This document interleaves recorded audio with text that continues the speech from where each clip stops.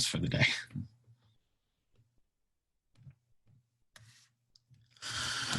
Okay, so we're going to be talking about composition of functions. So here we go, composition of functions. And this means you just plug one function into each other. And so f of g of, so we call this f composed with g of x, or f of g of x.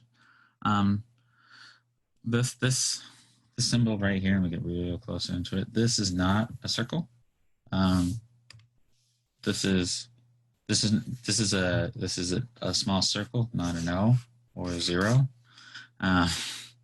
And it's different from the multiplication circle, and so it's a different symbol altogether. I know I use circle a lot.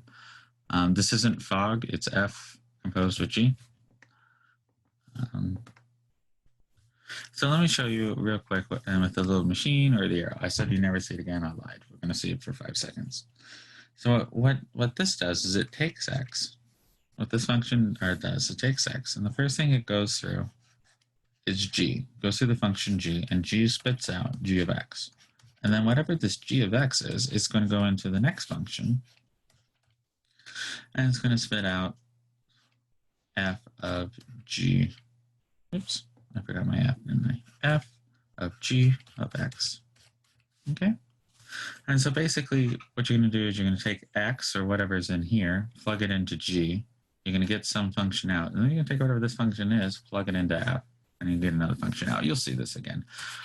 With the arrow diagram here, I'll take X over, it's going to go somewhere to G of X, which will go to somewhere to F of G of X. And this will be the function G, and this will be the function F. This is just stuff we use to kind of visualize it. So let's pretend I have these two functions. Let's add F of X, and here I fix the notes to actually have X in there. Let's let F of X equal 2X minus 1, and we're going to have G of X equal to X squared minus 3. So we're going to do the following. And so when you do this, F composed of G of X, remember what it is from up top. It's F, G of X plugged into F of X. And what do I mean by that? Let's actually do this one small step at a time. So this is F of G of X. Well, what's G of X? Well, G of X is this, right? So this will be the function of F, and I'm going to plug in X squared minus 3. Okay. Then I'm going to take, and so this is G of X, so I'm plugging it in. So do I know what G of X is? Yeah, it's this. Then we know how to do this. We've been doing stuff like this.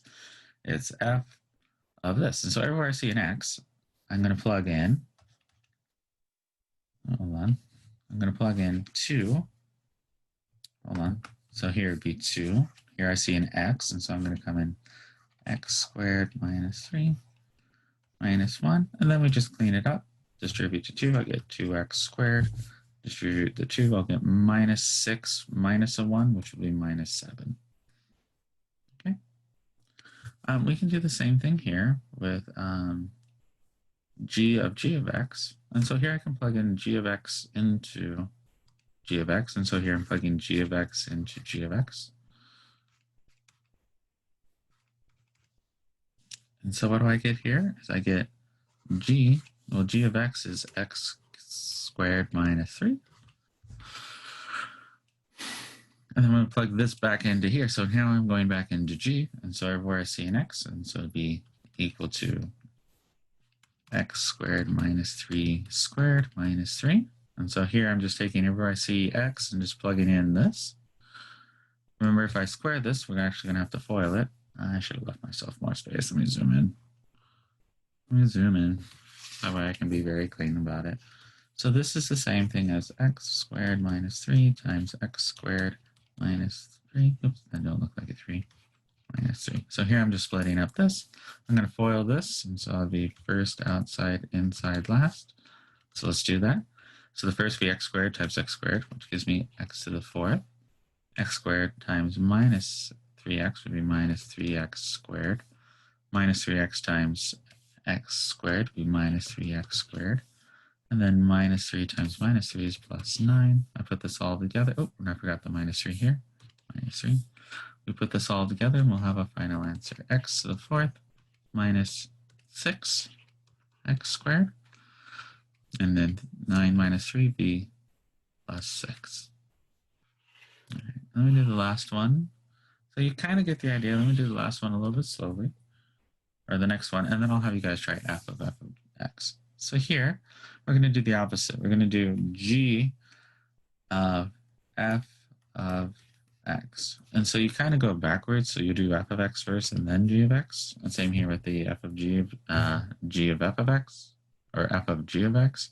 Be g of x first and then f of x. So you kind of read it from right to left, which is a little backwards. So notice here, in this case, this is f of g of x. So I took g of x, plugged it in, and then I got f of x squared minus 3, which is, of course, just g. Plug that into f, and I get 2 g of x minus 1. And crunch that. Here, we're going to do the opposite. Here, I'm going to take g of f of x. And so the first thing I want to do is grab the f of x. Okay. I almost always, if I see this, rewrite it as this, then I know what I'm doing. So we have g, f of x is this right here. So I'm just going to take what f of x is, write it right here. And then I'm going to plug that into here. And so here, everywhere I see an x into g, I'm just going to plug in 2x minus 1. So here we'll have this equal to, so I'll have 2x minus 1 squared. Because everywhere I see an x, I'm just going to plug in this. Minus 3. And then here, we'll go ahead and expand that out. Because remember, if it's squared, it's best to do it this way. 2x times 2x is 4x squared minus 2x minus 2x. So that'd be minus 2x minus 2x. Negative 1 times negative 1 is plus 1 minus the 3 from here. And we just simplify it out. Minus 4x 1, so it'll be minus 2. Okay. All right. So now that we've done this, we'll do a bunch of examples today for this. Now that we've done this, let's go ahead and try this one. Or this one. Go ahead and try this one, which is f of x. So give this a try and write your answers into chat. So first take f of x, this, plug it into here, and then plug that back into f of x. And so you'll be doing the same one twice. So give that a try, and I'll wait until I have a couple answers.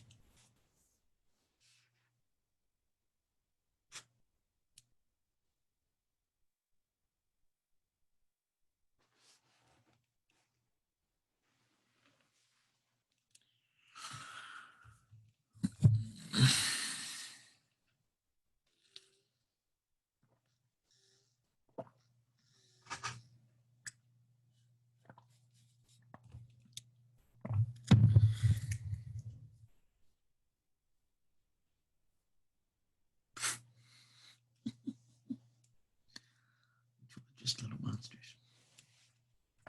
All right, so we got a bunch of answers. Yeah, that's correct. So here, we're going to take f, and we're going to plug in 2x minus 1. And then we're going to take that. So this is f of x is 2x minus 1. We're going to take that and plug that into here. So it would be 2 of 2x minus 1 equals 4. 4x minus 2 minus 1, which is 4x minus 3. Okay, so I'll leave this up for a second. And then we'll go to the next page.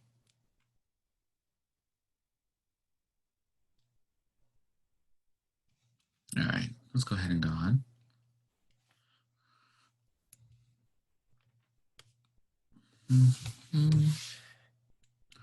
All right, so here we have two different functions. We're going to be doing the same thing again. So here we'll have the square root of x and x plus 3, or 4x plus 3. So f of g of x, once again, remember, if you see it, always just rewrite it this way. That way you know what you're doing. So in this case, g of x is 4x plus 3. And then, and we're going to take f of that function. So f of that function would be, if I say an x, so it would be 4x plus 3. F g of f of x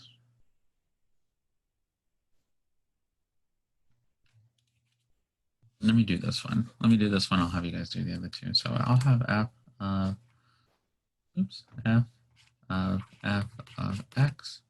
And so this is f of x is square root x, and then that would be the square root of x, the square root of the square root of x.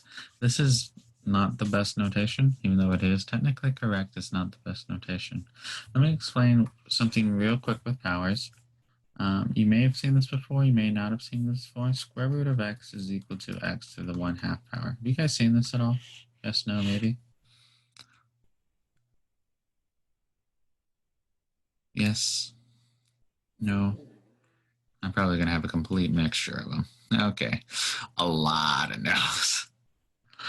Okay, the square root of x is the same as raising x to the 1/2 power. They are the same. I'll just explain it to you now. Don't worry too much about it. I don't think I'm like 99.9% sure it won't come up on the exam. It may come up on the homework, but not on the exam. So this is the same, and so this is the same thing as writing. Once you know that's the same, I have a 1/2 power times a 1/2 power. Basically, this is the same. Saying square root is the same thing of raising it to the 1/2 power. And then if I have two powers, you multiply them, and so this is x to the 4th, or the 4th root of x. If you don't know how to do this, don't worry about it. The reason I put this in is just A, to show you what this is, just so you've seen it before we actually teach it. So don't worry too much about it. But B, uh-oh, I woke up with hurricanes. But B, it's for you.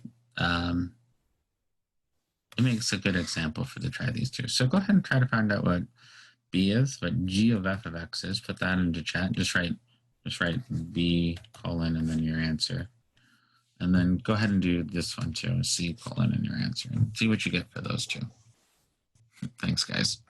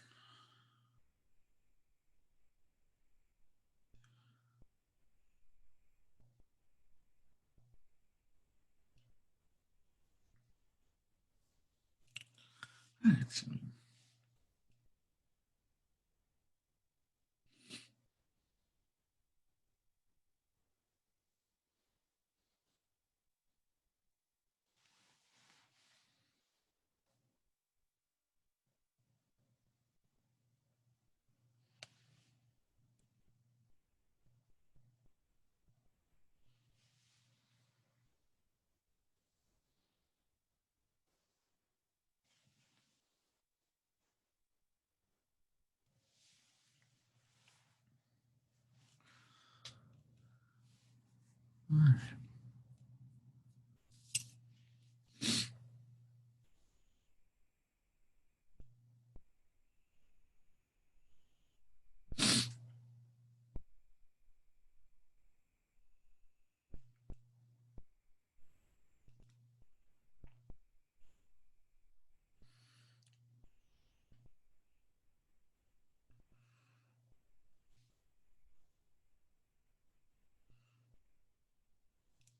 All right, I got one for C, one for B. Yep.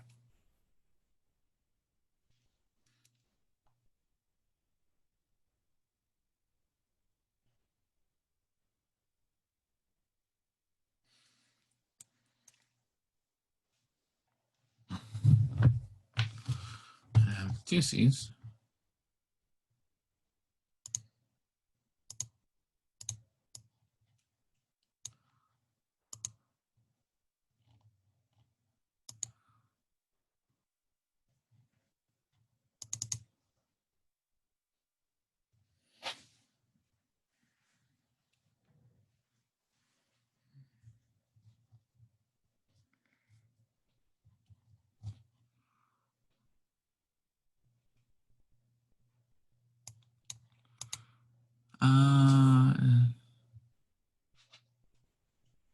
3, 4 square root x 3.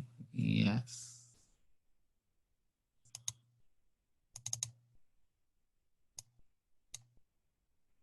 Okay, if I get one or two more B's, we'll call it good. I got a couple C's. I do want you to give them a try. That way, if you guys have, by trying them, you'll come up with questions.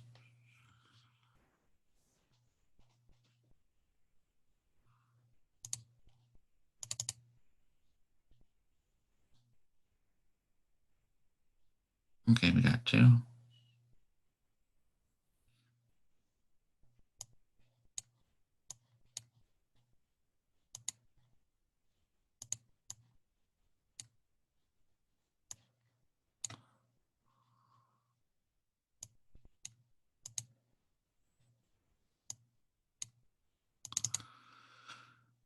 Okay.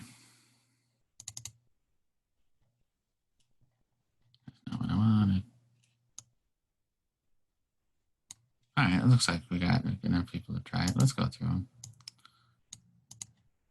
If I randomly lose power, it's because the little hurricanes probably unplugged me.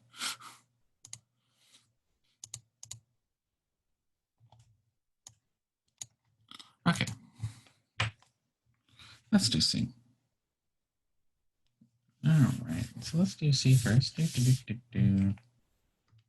do I have power? Thank you. All right, so let's do, yeah, most people got C, so let's do C first. So G of X. So G of X is G of 4x plus 3. And then I'm going to plug this everywhere I see an x. So everywhere I see an x, I'm going to be plugging in this quantity. So it'd be 4. I'll make this really clear. X, but x instead of x, this is what my x is now. So I'm going to put 4x plus 3. And then we're going to add 3 to it. And that becomes 4x. Or no, not become 4 times 4x is 16x. This becomes plus 12 plus 3, which becomes 16x plus 15. Okay. Here, we're going to do the same thing again.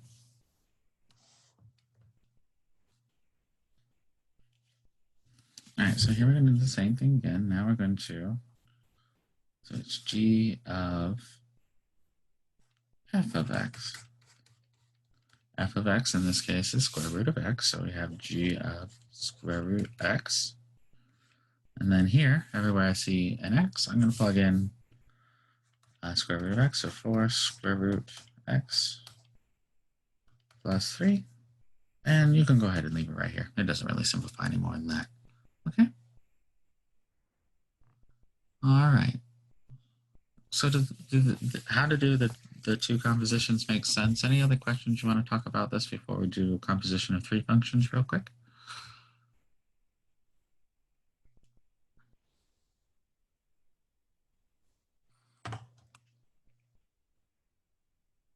Nope. Okay, let's do the composition of 3 functions. All right, so I'm going to just walk through this with you. It's a little bit complicated, but we'll do it. So here I have f of g of h of x. And so basically it's the same thing here, just we can do it loads of times. So let's do this slowly. So the first one, let's just do the first one. What's h of x is this. So we're going to say f of g of h of x. Well, h of x is x plus 3, so we'll just plug that right in. So x plus 3. Okay. Now we're just going to see everywhere I see an x, so we're going to do g next. So we f of, well, g of x plus 3 will be x plus 3 squared minus 2. So, and then we're going to take f of all that. But before we do that, let's go ahead and simplify. I don't know if I want to simplify. Yeah, let's go ahead and simplify. That way I have practice doing it. All right.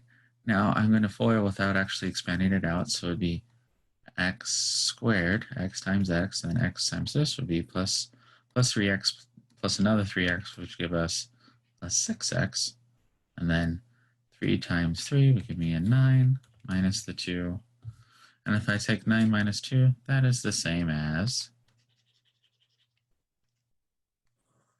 7.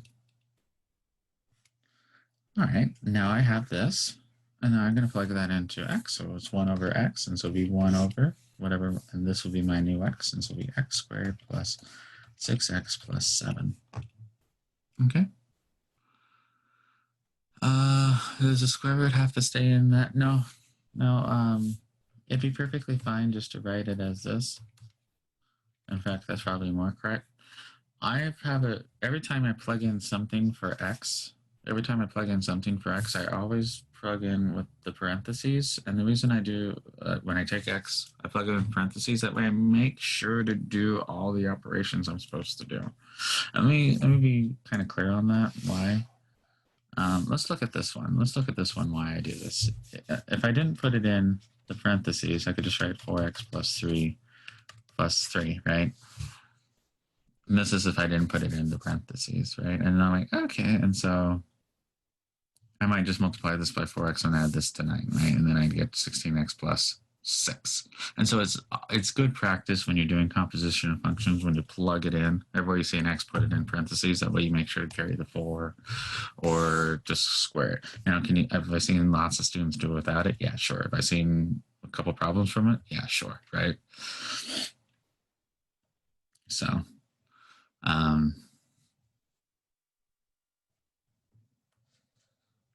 so this, but notice here, the same thing when we did algebra functions, we do composition of functions. Sometimes it's easier just to plug in the numbers. So here I'm going to take h of g of f of a half, right? And so here I can actually compute out what the actual function is, but this isn't necessary for here. If I just want to calculate what the number is, I can just take f of a half. So real quick, guys, what's f of a half? What is this? See if you guys can put it in chat, see if you know what it is.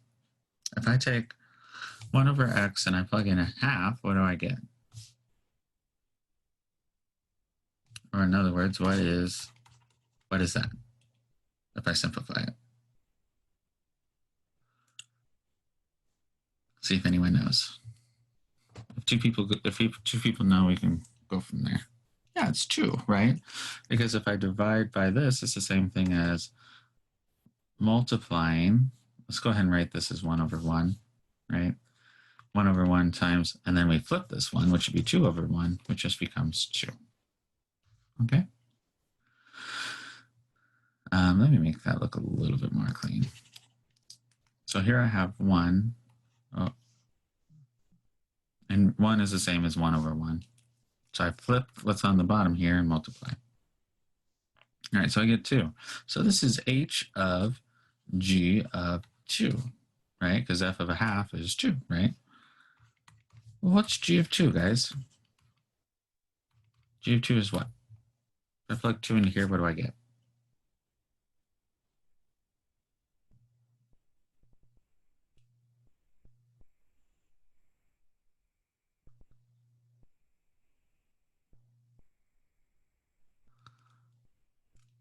Maybe, almost.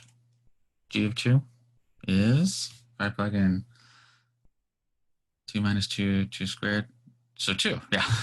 2 squared minus 2 is 2. Yep, that's correct. All right. And so here we have 2. So this is equal to, oops. So let me just do this. And then here, so g of 2 is 2. So this is just the same as h of 2. And h of 2, 2 plus 3 is 5. And so if you are given a number, you actually don't have to calculate all this little, all this mess, and just plug it in. Okay.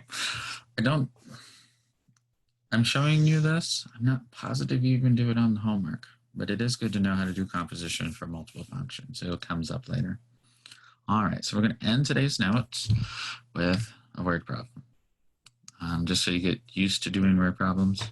I know they're not horribly fun, but let's do this as best we can. All right. So I'll walk through the whole thing with you. And so we have a ship that travels 15 miles per hour parallel to a straight shoreline. So let's draw it in. So let's just go ahead and draw this in. So here's a straight shoreline. Here we're going to have our little ship. And we'll make it a little steamship. There we go. The ship travels, the ship is 4 miles from the shore. So I know this ship right here is 4 miles from the shore. So this is 4 miles. And I know it's traveling in a straight parallel to it, so it's traveling in the same direction. And it passes a lighthouse at 2 p.m. So let's just go ahead and draw ourselves a little lighthouse right here. Have a little light, put a little cap on it. All right, so this is the lighthouse. It's good enough, right? At 2 p.m. Draw pictures that represents the distance from the lighthouse, to the ship, and the distance traveled by the ship since it passes 2 p.m. Express the distance of the lighthouse as a function as it travels downstream as a function of number of hours passed since 2 p.m. Then compose a function. What does this function represent? This is a big mouthful, right? Let's really, basically, I want to know how far this ship is from the lighthouse at any given moment, right? And so it's 4 miles at 2 p.m., but it's traveling at 50 miles per hour in a straight line parallel away from it. So let's write down a couple things. I'm going to say t equal to 0 is equal. T equal to 0 means 2 p.m. Okay, so I'm going to, in my function, when t is 0, it's 2 p.m. And then we'll have t in hours, right? Okay, so here, I know how fast this is traveling. This is traveling 15 miles per hour. All right, so let's see what we have. So we've drawn everything here. I know it's going 15 miles per hour in a straight line this way. I know that it's 4 miles from the shore to the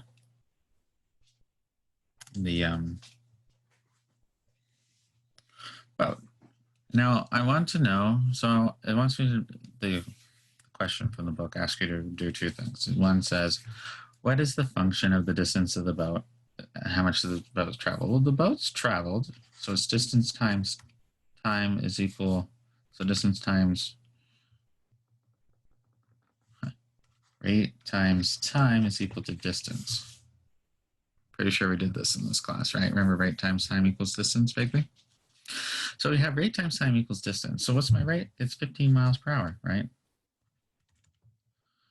So 15 miles per hour times time, and that equals the distance of this. And this is the distance as a function of time, right? You tell me how many hours, I tell you how many miles this boat's traveled down, right? So if it's been 1 hour, it's moved 15 miles. If it's moving 15 miles per hour. If it's 2 hours, it's moved 30 miles down.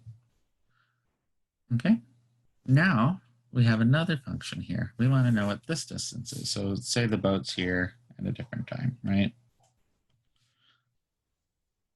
And so we're saying this distance right here, we'll go ahead and erase this. This is distance d. If I know this distance d and I know this distance here is 4, right? How would I find the hypotenuse of the triangle? It'd be d squared plus 4 squared, right? And so I'm going to write s. Let's not use s. Let's use cursive L, right? So cursive L is the distance between the boat to the lighthouse. And that's going to equal to, well, this is just the Pythagorean theorem. D squared plus 4 squared equals L squared, right? So L squared equals 4 squared plus D squared. Or as you guys probably know it, A squared plus B squared equals C squared. So A squared plus B squared equals C squared. For Pythagorean theorem, in this case, we just use different symbols. So L, in this case, is just going to be the square root of 4 squared plus D squared. So whatever this distance is. Well, do we know what that distance is? Yeah, it's this function right here. And so in order to solve this, if this doesn't make a whole crap ton of sense, don't worry about it. I just want you to walk through this. So this is Let me see if I can explain something very clearly. There's about 3 levels there's 3 levels of things I expect you to do. Let me explain this real quick. So there's 3 levels of things I expect you to do. There's let's just say level 1. Things I expect you to be able to do. Able to do. Let me see. With decent proficiency. And what do I mean by decent proficiency? Is like I expect you things able to do with decent proficiency. And what do I mean by that? Is that means if I gave you a composition function without having to look stuff up, without having to do too much, you could probably crunch through it, right? There's going to be things I want you to be able to do with help / time. Okay, so there's some things I want you to be able to do as long as you kind of crunch on it for a second. Like, the problems we had where, Susie put X amount of money into one account at 8% and Y amount of money in the other account. How much money did she put in both accounts if she got interest, right? So that's something you should be able to do with help and time, right? And then here's the third thing. Here's the level 3. Things you recognize can kind of follow, and I mean kind of follow. But I'm not expecting you to do right out the gate. And this is a level 3 thing, right? You probably won't see this on the exams. You probably won't even see it on the homework, but I want you to have seen it. I want you to recognize it because life doesn't give you simple things. And so I kind of want to see the purpose of all this, right? So these are the 3, I know this has nothing to do with math, but these are the 3 things I expect you at levels I'll expect you to do. Things I'm going to expect you to just be able to know very well and practice on. Things I expect you to be able to do. If you get a little help, look a couple things up, right? And then there's a couple things I'll teach throughout the class that I just kind of want you to recognize and follow. That'll get you ready to do math later, right? So that's just for your information. This is a level 3 thing, so if I completely lose in you, don't flip out about it. But if you do have questions, please ask. So let's go back to where we're at. See how I took a small detour. Let's go back to where we're at. Here, I know what the distance of the boat is. The boat how much the boat's traveled. This distance d here from the lighthouse is 15t, right? Because 15 is its rate. And the time is t, how many hours. So I know this distance. And I know it's going parallel, so I know this line and this line. And so these two make a right angle, and I know I'm 4 miles from shore, right? It's given to me this. I want to figure out what is the distance between the boat and the lighthouse at any given point when this one's moving, right? Because this is a function of time. The longer the time is, the longer this angle is. But this makes a right triangle, so it's A. And so this squared is equal to, the hypotenuse squared is equal to each of the side squares, 4 squared plus d squared, right? And then just solve it for L. And then all I'm going to do is just take d of L of t. And so basically I'm just plugging in what I know. Well, d of t is this. So it'd be square root of 4. I'll go ahead and do that. That's 16 plus 15t squared. And there we go. And you can leave it like this. And so this is a function. So this is a function of L of d, right? Given that distance, I can tell you what the length is. But now I have a function L of t. Given how many hours past 2 p.m., I can tell you exactly how many things I've done. And so this is the point of composition of functions. I know how to figure out part of the problem. And if I knew what the answer to part of the problem is, I can plug it in and get the rest of the problem. And so what we've done here is I can figure out this distance here, d is equal to 15 times t. Now, if I knew what that distance was, if I know what this distance was, I can just use Pythagorean theorem to solve out what this L is, right? And that's this right here. But I want to know what it is for time. So I just take out the part of the answer I found out, what this d is, plug it into here, and then I can get a more complete answer. And so that's the point of composition functions. And the reason I do this problem is not just because I want you to see it, but it's also I want you to know what is the point of doing these things. Okay? All right, so that's it for the notes for the day.